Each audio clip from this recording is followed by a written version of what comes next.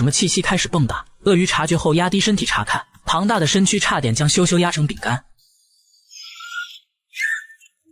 他意识到了危险，推着弟弟疯狂奔命。鳄鱼反应过来也开始追赶，小小的身躯怎会是鳄鱼的对手？幸好树根将鳄鱼先生挡住，姐弟俩才脱离虎口。羞羞推着蛋不知不觉来到了湖面上，等反应过来已错之不及。幸好蛋会漂浮，他抱着弟弟才没有性命之忧。眼看前方有一只午休的水獭，他实在游不动了，直接将蛋毫不客气地推到对方的肚子上。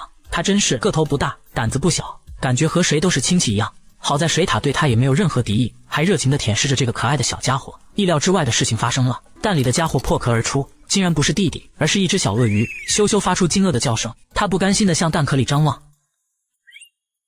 不知弟弟去了哪里。他朝着周围急切叫唤着，希望弟弟能听到他的呼喊。水獭先生把他高高举起，这是他能做到的最大努力。看到前面有树枝，他暗示水獭先生送他过去。